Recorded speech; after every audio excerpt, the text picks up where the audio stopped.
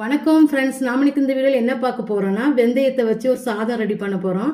அது ஈஸியாக எப்படி செய்யலாம் வாங்க, டேஸ்ட்டாக எப்படி பண்ணலாம் வாங்க பார்க்கலாம். வெந்தய சாப்பாடு செய்யலாமா? அதுக்கு 2 ஸ்பூன் வெந்தயம். இந்த சாப்பாடுக்கு மெயினே வெந்தயம் தான். 2 ஸ்பூன் வெந்தயத்தை வச்சு நம்ம சாதம் பண்ணலாம். இந்த மாதிரி கடாய் வச்சுக்கிடுங்க. கடாயில் ஒரு 2 ஸ்பூன் தேங்காய் ஊற்றிக்கிடுங்க. 1 ஸ்பூன் நெய் போட்டுக்கலாம். 2 பட்டையும் ஒரு பிரியாணி இலையும் போட்டுக்கிடுங்க. நட்சத்திர சோம்பு ஒன்று போட்டுக்கிடுங்க. 2 ஸ்பூன் வெந்தயத்தை போட்டுக்கிடுங்க. வெந்தயம் நல்லா பொரியட்டும். வெந்தயம் பாருங்கள் நல்லா கலர் மாறிடுச்சு. இந்த அளவுக்கு நம்ம பொரிய வச்சதுக்கப்புறம் தான் மற்ற பொருள் சேர்க்கணும்.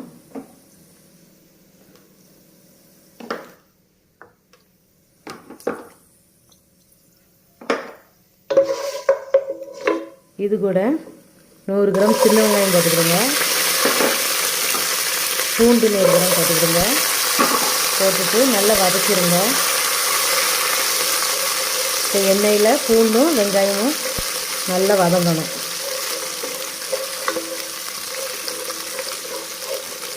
வெந்தயத்தை ரொம்ப கறியை விடக்கூடாது. இந்த மாதிரி ப்ரௌன் கலரில் வந்தவுடனே தான் வெங்காயம் பூண்டு போட்டு நல்லா ஸ்லோவாக வச்சு வதக்கணும். அப்போ தான் நல்லா கசப்பு தெரியாது. வெந்தயத்தை வறுக்கிறது தான் பக்குவம். இதில் வெந்தய சாப்பாட்டுக்கு பாருங்கள், ஸ்லோவாக வச்சு அப்படி வறுத்துக்கிட்டே இருக்கலாம்.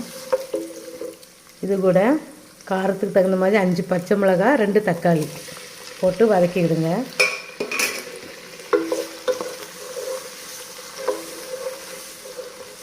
நல்லா அப்படியே ஸ்லோவாக வச்சு வதக்குங்க. இது கூட கட் பண்ணி வச்ச புதினா மல்லியெல்லாம் சேர்த்துக்கிடுங்க. இதையும் போட்டு நல்லா வதக்குங்க. தேவையான அளவு உப்பு போட்டுக்கிடுங்க. உப்பையும் போட்டு நல்லா வதக்கிக்கிடணும்.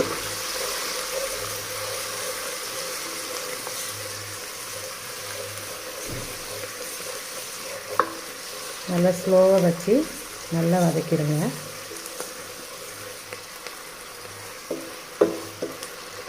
இதில் 1/4 ஸ்பூன் மஞ்சத்தூள் போட்டுக்கிடுங்க. போட்டு நல்லா வதக்கலாம்.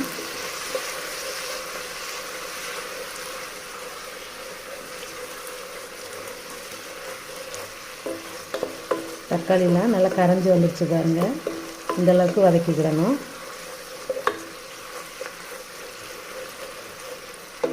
அரை மணி நேரம் நான் பாஸ்மதி அரிசி ஊற வச்சுருக்கேன். இந்த அரிசியை சேர்த்துக்கிடுங்க. அரிசியும் கொஞ்சம் இந்த எண்ணெயில் அப்படியே வதக்கிக்கிடுங்க. வதக்கிட்டு நம்ம 2 டம்ளர் அரிசி எடுத்து வச்சுருந்தேன்.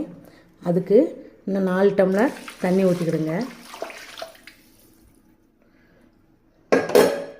தீ நல்லா கூட்டி வச்சுட்டு ஒரு 5 நிமிஷம் கொதிக்கட்டும். மூடி வச்சிடலாம். நல்லா கலந்து விட்டுட்டு உப்பு செக் பண்ணிக்கிடுங்க. உப்பு பத்தலைன்னா இந்த சமயத்தில் கொஞ்சம் உப்பு போட்டுக்கிடலாம். போட்டுட்டு மூடி வச்சுருங்க. ஒரு 5 நிமிஷம் சாப்பாடு வேகட்டும். 5 நிமிஷம் மூடி வச்சுருந்தோம். சாப்பாடு பாருங்கள் வெந்துருச்சான்னு பார்க்கலாம். சாப்பாடு நல்லா தண்ணிலாம் வற்றி 3/4 பதத்துக்கு வெந்துருச்சு. இனி அப்படியே சமப்படுத்தி விட்டு ஒரு 5 நிமிஷம் அடுப்பை ஸ்லோவாக வச்சு தம் போட்டுடலாம். 5 நிமிஷம் சிம்மில் வச்சுருந்தோம். பாருங்கள் சாப்பாடு அப்படி பூ போல் உதிரியாக இருக்கு பாருங்கள். இனி அடுப்பை ஆஃப் பண்ணிவிட்டு நம்ம பரிமாறிடலாம்.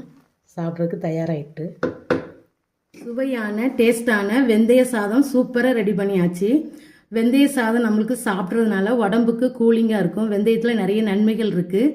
இந்த மாதிரி சின்ன ரெசிபி தான், ஈஸியாக செஞ்சிடலாம்.